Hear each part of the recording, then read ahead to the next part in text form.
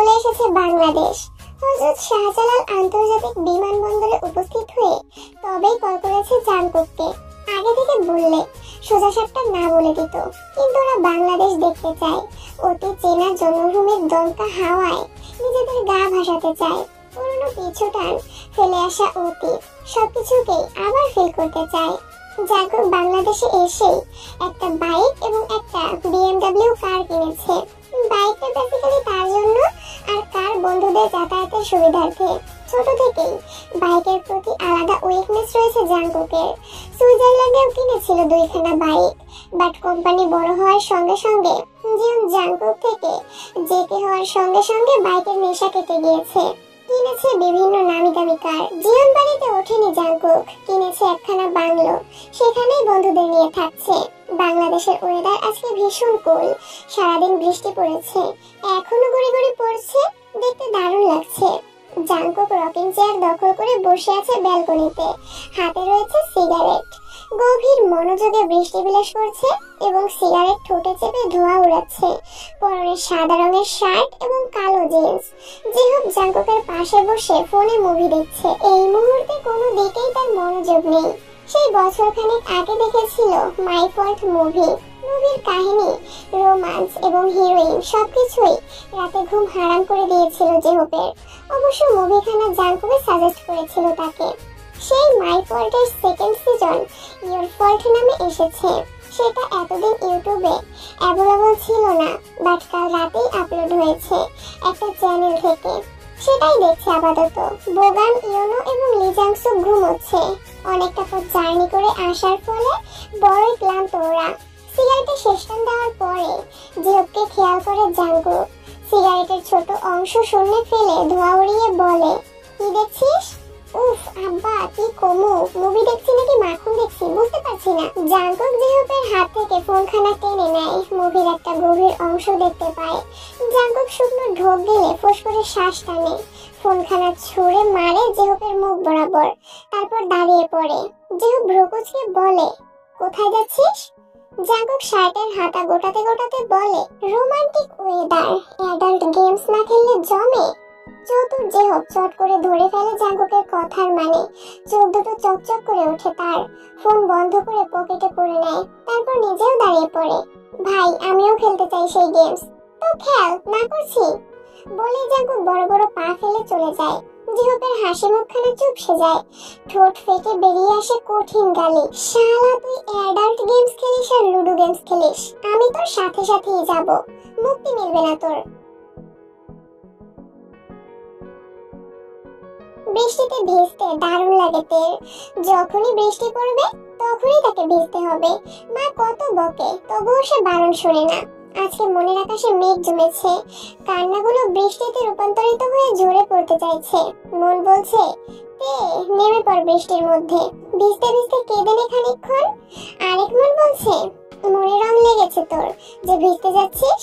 একটা মনের দুরকম কথাবার্তায় বিরক্ত হইতে শোনে না কারোর কথা। চুপচাপ দরজা খুলে বেরিয়ে আসে বাগানে। ছাউনি পার হতেই ঝমঝম বৃষ্টি ভিজিয়ে দেয় তার গোটা শরীর। সাদা রঙের টি শার্ট ভিজে একাকার হয়ে যায়।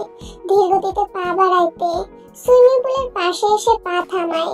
দুই হাত দুই দিকে মেলে দিয়ে আসমান পানে তাকায় চোখ বন্ধ করে।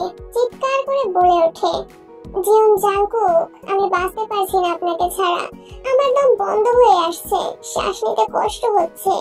সর্বক্ষণ মনে হয় সকল অভিমান ভেঙে ছুটে চলে যাই আপনার কাছে।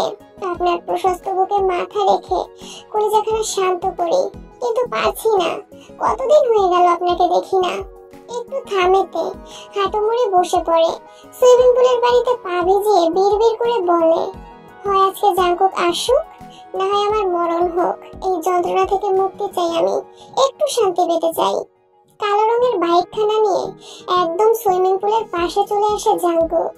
আসক্তিময় প্রেয়সীকে দেখে বাইক থামায়, মাথা থেকে হেলমেট খুলে বাইকের হ্যান্ডেলে রাখে, তারপর নেমে পড়ে। বৃষ্টির শব্দ এবং নিজের ভাবনায় এতটাই ব্যস্ত ছিল তে যে বাইকের শব্দ শুনতেই পায়নি। এই সুযোগটাই কাজে লাগায় জাংকুক। চুপি চুপি গিয়ে বসে পড়ে তের পাশে। অভিমানে টইটুম্বুর মুখখানার পানে এক পলক তাকিয়ে নজর দেয় ভেজা টি শার্টে। ঠোঁটের কোণে বাঁকা হাসি ফুটে ওঠে জাঙ্কুকের। টি শার্ট ভেদ করে উন্মুক্ত কোমরে হাত ঢুকিয়ে দেয়। চমকাইতে অতি দ্রুত পাশ ফিরে তাকায়। মুহূর্তে ভয়গুলো আশ্চর্যে পরিণত হয়। জাঙ্কুক এসেছে, নিশ্চয়ই এটা তার মনের ভুল, তাই কয়েকবার পলক ঝাপটায়, কিন্তু না, জাঙ্কুক সরছে না। তাহলে কি মনের ভুল নয়? জাঙ্কুক কি বুঝলো?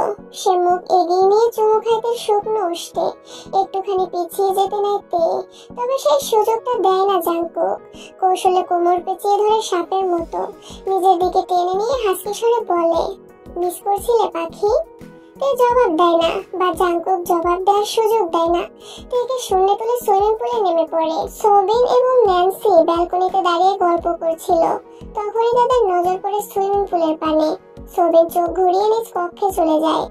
ন্যান্সি দীর্ঘশ্বাস ফেলে বিড়বিড় করে বলে, অসভ্য ছেলে, প্লেনের অসুখ, আর এখন আমার বাড়ির সুইমিং পুল। নেক্সট টাইম চাঁদে যাবে আমি শিওর। আমার তো ইচ্ছে করছে এই ছেলেকে চাপকে ম্যানার্স শেখাতে, একটু লজ্জার ছিটে ফোটাও নেই। সোবিন ভেতর থেকে ডাকে, ন্যান্সি এখন ওখানে দাঁড়িয়ে আছো কেন? আসো। ন্যান্সির আগে ফুসতে ফুসতে ভেতরে যায়। তুমি কিছু বলছো না কেন? তোমার মেয়ে দিনকে দিন বেয়াদব হয়ে যাচ্ছে। সোবিন খাটে বসে ন্যান্সির মুখ পানে তাকিয়ে বলে, ও কি করেছে? কি করেছে মানে? এই ছেলেকে প্রশ্রয় দিচ্ছে, এই ছেলের জন্য কেঁদে কুটে অস্থির হচ্ছে। সোবিন হাসে একটু, তারপর হতাশ স্বরে বলে, মেয়েটা বরাবরই ভালোবাসার পাগল। বাপ হয়ে আমি কোনোদিনও একটু ভালোবাসা দিতে পারিনি। ওর মাটাও চলে গেল, অন্যের বাড়িতে আশ্রিতার মতো বড় হয়েছে। এই যে আমি বহু বছর পরে ওকে নিজের কাছে এনে রাখছি শুধু সম্পত্তির জন্য। কালকে সাইন করে দিলেই কায়ের হাতে তুলে দেব। কি স্বার্থপর বাবা আমি। এসব আমায় বলার কারণ কি? এমনি বলছি, ওদের প্রাইভেসি দাও। ওই বেয়াদব ছেলেটা ছাড়া আমার মেয়েকে গোটা দুনিয়ার আর কেউ নিঃস্বার্থভাবে ভালোবাসেনি। ভাই তোরা যাবি না? টি শার্ট বদলে শার্ট পরে গিয়েছে যে হোক, হাতের ব্যান্ডেজ এখনো খোলা হয়নি। সেটার উপর পলিথিন পেঁচিয়েছে যাতে না ভিজে যায়। ভাঙাচোরা একখানা ছাতাও জোগাড় করে ফেলেছে ইতিমধ্যেই। সবশেষে বাকি বন্ধুদের নিকট এসে বলে, এই জাঙ্কুক সুইমিং পুলে বাসর করবে আজকে, তোরা যাবি না? বোগান ইউনো কম্বল মুড়ি দিয়ে শুয়ে ফোন দেখছে। লি জাংসুক কথা বলছে একটা মেয়ের সঙ্গে। কিছুক্ষণ আগে রং নাম্বার থেকে মিস কল এসেছিল। দয়ালু লি জাংসুক কল ব্যাক করেছে। ধরেছে মিষ্টি কণ্ঠের এক কন্যা। সেই থেকে মেয়েটির নাম পরিচয় জানার উসিলায় কথা বলেই চলেছে। যেহেতু কথা শুনে লি জাংসুক নাক মুখ কুঁচকে ফেলে। কলখানা হোল্ড করে বলে, ছি যে হোক ছি, তুই এতটাই অশ্লীল হয়ে গিয়েছিস যে মা বাবার বাসর দেখতে যাবি? বোগান হাই তুলতে তুলতে বলে, আমি যেতাম ভাই, কিন্তু বৃষ্টির মধ্যে দাঁড়িয়ে দাঁড়িয়ে বাসর দেখে নিজেরও ক্রেভিং উঠবে। তখন কি হবে? মানুষের বাসর দেখে কি হবে? নিজে তো এখন পর্যন্ত একটা চুমুও খেতে পারলাম না। যে হোক হতাশ হয়। এরকম আনরোমান্টিক বন্ধুগুলোই কপালে জুটেছিল। এদের দিয়ে কি হবে? কোনো কাজে না। মুখ বাঁকায় যে হোক বলে, ভাই তোরা মেয়ে পাবি কি করে? রোমান্টিক শব্দের ক তো বুঝিস না। শালা, আগে বানান শেখ। রোমান্টিক শব্দের ক নেই। তোর মুখটা বন্ধ রাখ। জ্ঞানী ব্যক্তি কথা বলতে শুরু করলে কথার মধ্যে নারী ভুড়ি ঢুকানো bad manners. Wait a minute, এখানে জ্ঞানীকে? আমি শুধু, তোরা সবাই তো মূর্খদের বাপ। হতাশ জেহপের বিরক্তি বেড়ে যায়। ফুস করে শ্বাস টেনে বলে, জীবনেও বিয়ে হবে না তোদের। বাচ্চার মুখ দেখার সৌভাগ্য তোদের নেই। কলিকাতা হারবাল ছাড়া তোরা অচল শালার দল। বলে সে প্রস্থান করে। যাবে না জাঙ্কুকের বাসর দেখতে। মির্জাফরের দল মনটাই ভেঙে দিল। কোথায় ভেবেছিল সবাই মিলে যাবে, চুপি চুপি দেখবে জিয়ন জাঙ্কুক কিভাবে রোমান্স করে, কোথা থেকে শুরু করে। কোমর অব্দি নীল রঙের পানি। অবশ্য পানি নীল নয়, গোটা পুলটাই নীল রং দ্বারা সাজানো হয়েছে বিধায় পানিও নীল দেখাচ্ছে। জাঙ্কুকের পরনের সাদা রঙের শার্টখানা ভিজে গায়ের সঙ্গে লেপটে গিয়েছে। বড় বড় চুলগুলো ভিজে জুবুথুবু হয়ে কপালে ছিটিয়ে ছিটিয়ে রয়েছে। গোলাপি অধর জোড়ায় ফোটা ফোটা পানি। এই শুকনো ঢোক গিলে পলকহীন দৃষ্টিতে তাকিয়ে থাকে জাঙ্কুকের মুখ পানে। ইচ্ছে করে গভীর চুমু এঁকে দিতে অধর জোড়ায়। শার্টের বোতাম খুলে উন্মুক্ত বুকে ঠোঁট ডুবিয়ে দিতে। বড় বড় চুলগুলো মুঠো করে ধরে লম্বা মানবকে নিজের দিকে ঝুঁকাতে, কিন্তু পারছে না। মনের উষে রাখা অসংযত রাগ বাধা দিচ্ছে। তীব্র ধিক্কার জানিয়ে বলছে, তুই মানুষটিকে এড়িয়ে চল, তাকে কড়া কথা শুনিয়ে চলে যা, থাকিস না তার সামনে, সে কালো জাদু জানে, এক্ষুনি তোকে বশ করে নেবে। নিজের মনের কথা শোনার আগেই বোধহয় কালো জাদু করে ফেললো জাঙ্কুক। উন্মুক্ত কোমরে হাতের বিচরণ গাঢ় হয়, কোমরের এক পাশ হতে অন্য পাশে বিচরণ করে, পরপরই বড্ড আয়াসের সঙ্গে হাতের বিচরণ উপরে উঠতে থাকে। আখি, can I kiss you? I cannot। বাকিটা শেষ করার আগে অবিশ্বাস্য কাণ্ড ঘটিয়ে ফেলে জাঙ্কুকের শার্টের কলার ধরে টেনে একটুখানি ঝুঁকিয়ে নেয়, তারপর তার পায়ের উপর পা দিয়ে নিজের উচ্চতা একটুখানি বাড়িয়ে নেয় এবং কালো রঙের ছোট ছোট ঘন দাড়ির মাঝে থাকা গোলাপি অধর জোড়ায় নিজের অধর ছোঁয়ায়। ব্যাস এইটুকুই, এর বেশি কিছু করার সাহস বা শক্তি কোনোটাই তেল নেই।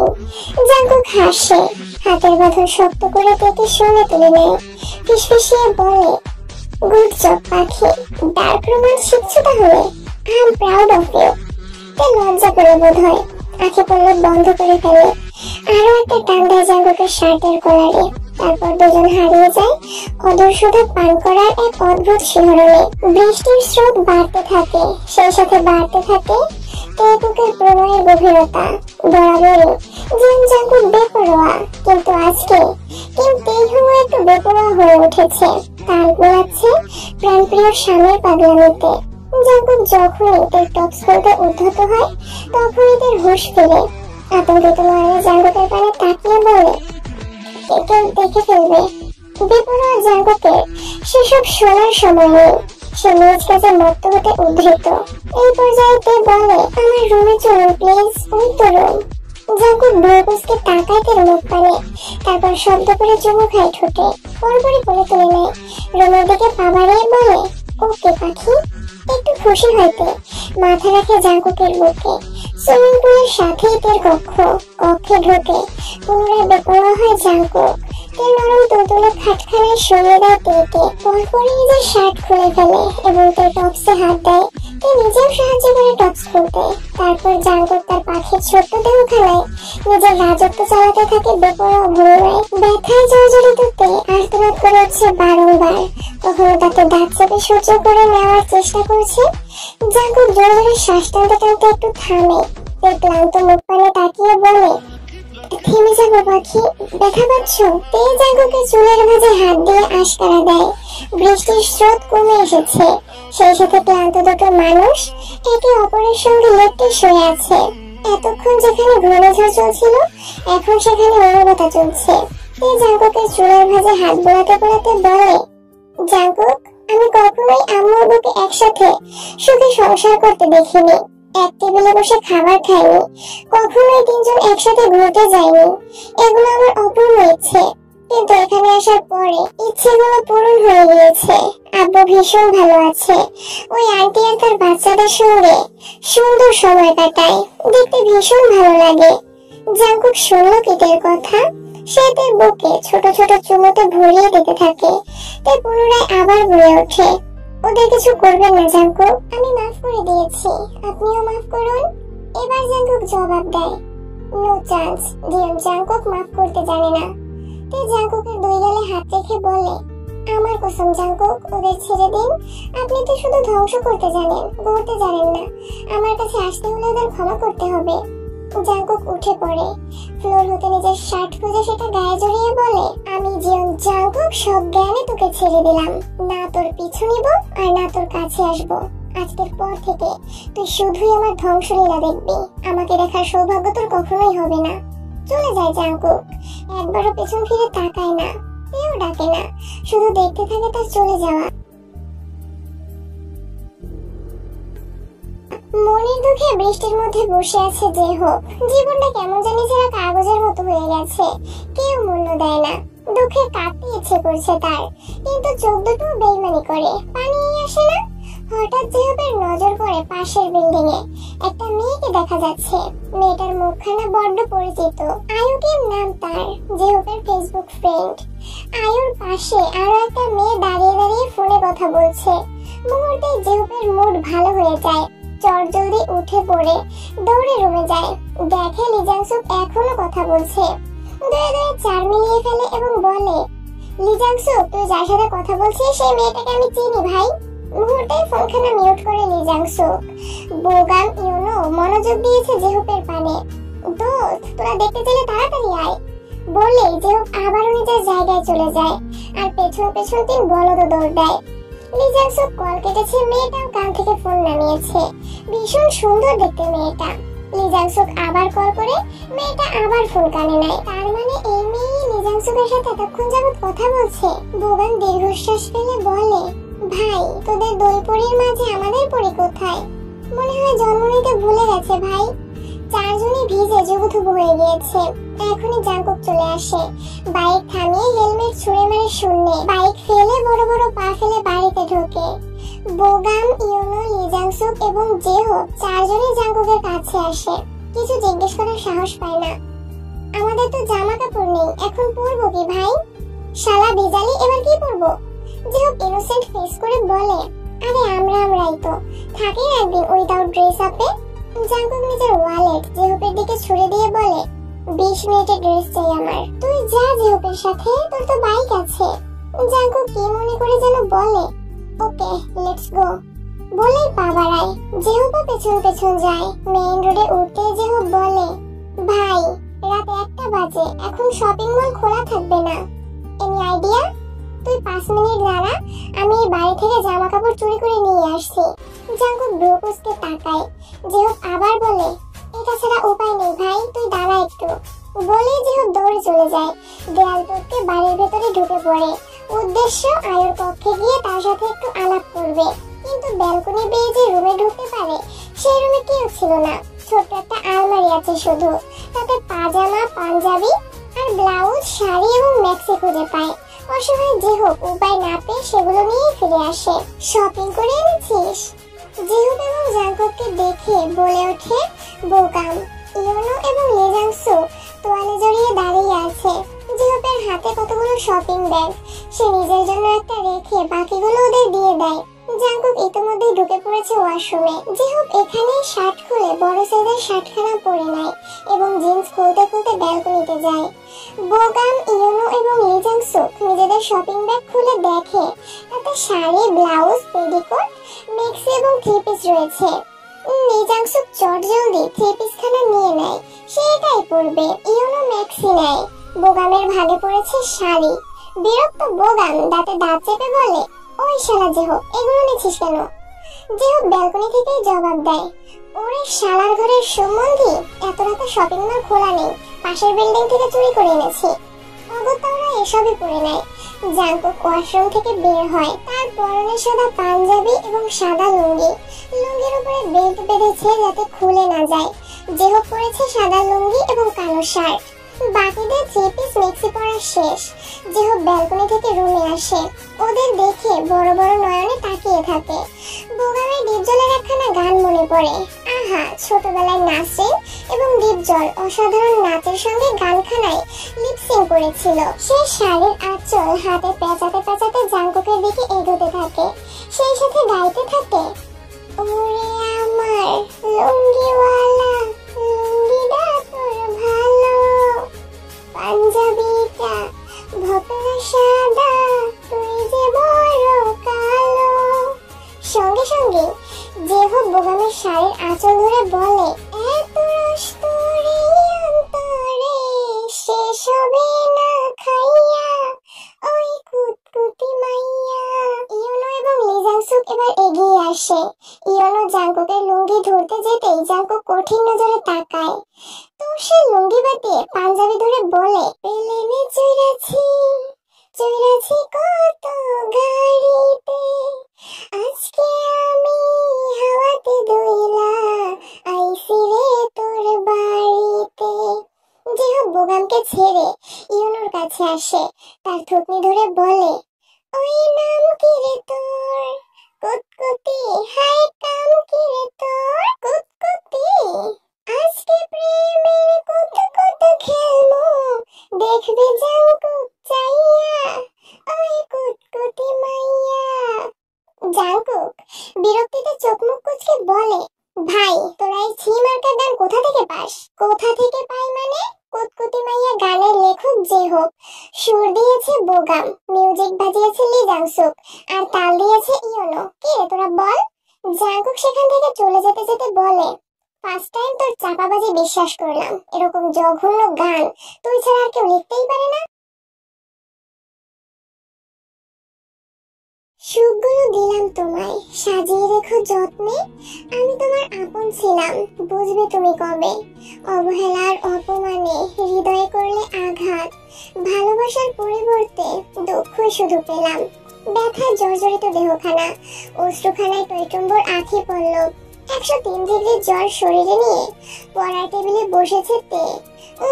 নিজে পড়ালেখা করার জন্য নয়, নিজের মধ্যে লুকিয়ে থাকা কিছু তিক্ত বক্তব্যগুলো কাগজে কলমে প্রকাশ করার জন্য। গায়ে এখনো বিছানায় থাকা চাদরখানা জড়িয়ে আছে, ঠোঁটের কোণে রক্তগুলো শুকিয়ে জমাট বেঁধেছে, গলায় জল করছে জাংকুকের দেওয়া ক্ষত চিহ্ন। কাপা কাপা হাতে কলম নাড়িয়ে লিখতে শুরু করে, প্রিয় আব্বু, তুমি আমার ভীষণ প্রিয় ছেলে, এখনো আছো। ছোটবেলায় বুঝতাম না তুমি কি করেছো, কি তোমার অপরাধ। সব তো ঠিকই ছিল, তুমি, আমি, আম্মু তিনজন মিলে সুন্দর সংসার ছিল।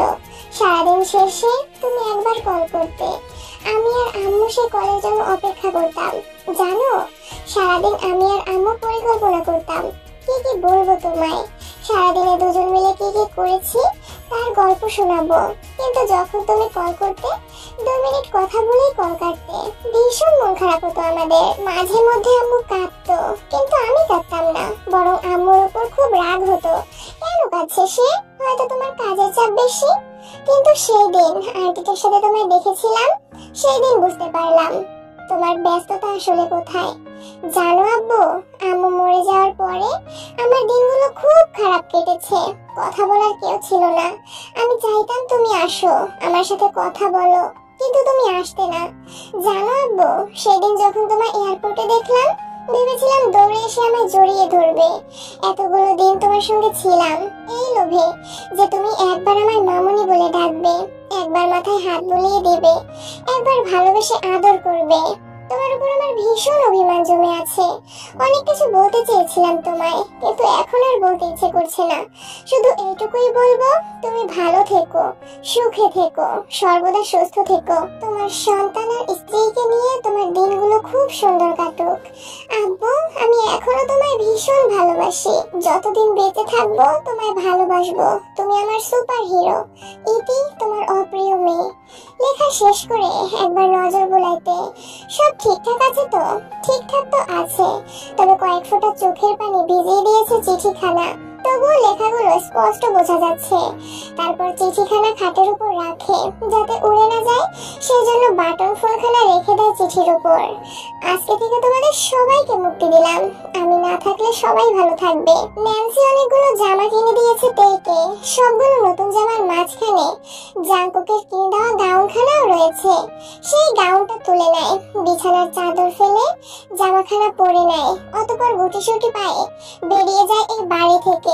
বৃষ্টির স্রোত এখনো কমেনি, কয়েক সেকেন্ডেই তো ভিজে গিয়েছে। সৌবিন নিজের রুমের বারান্দায় দাঁড়িয়েছিল। কোনো এক অজানা কারণে তার ঘুম আসছিল না। হঠাৎ নজর পড়ে বাড়ির মেইন গেটে। তেকে বেরিয়ে যেতে দেখে বুকের ভেতরটা কেঁপে ওঠে ওনার। পিছু ডাকতে গিয়েও ডাকে না, যাক চলে। তিনি অতি দ্রুত চলে যায় তের কক্ষে। ওনার মনে হচ্ছিল কোনো না কোনো চিরকুট রেখে গিয়েছে তে। হৃদয়ে জমানো কথাগুলো বাবাকে বলে গিয়েছে।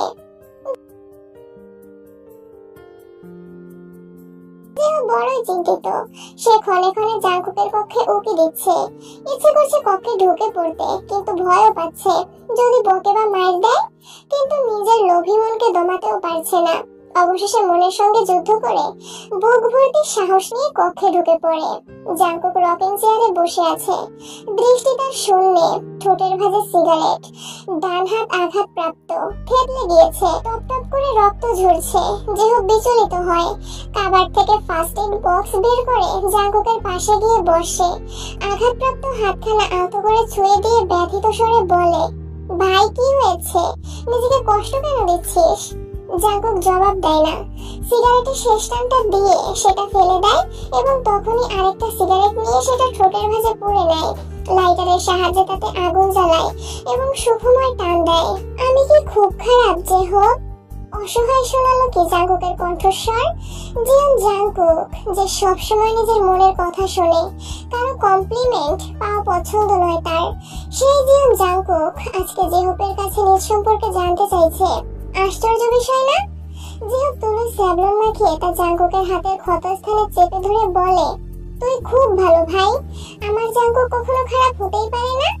জাঙ্কুক ঠোঁট বাঁকিয়ে একটু হাসে, তারপর ফোঁস করে শ্বাস টেনে বলে, সেই ছোটবেলায় বাবা মারা গেল, বাবার মৃত্যুর আগের কাহিনীর সাক্ষী আমি। মা যখন সোবিনের সাথে কথা বলেছিল, বাবার সঙ্গে আমিও দেখেছিলাম।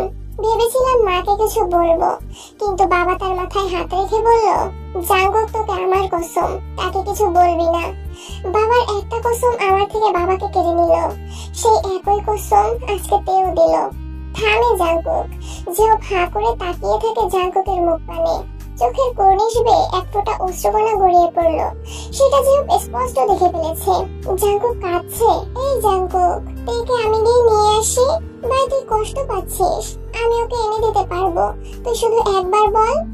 জাঙ্কুক জিহপের হাত ধরে, ওকে আমার চাই না, ওকে ছাড়া তুই 2 দিনও থাকতে পারবি না ভাই, ও তোর ভালো থাকার মেডিসিন, থাকতে না পারলে মরে যাব, তবু ওকে আমার আর লাগবে না।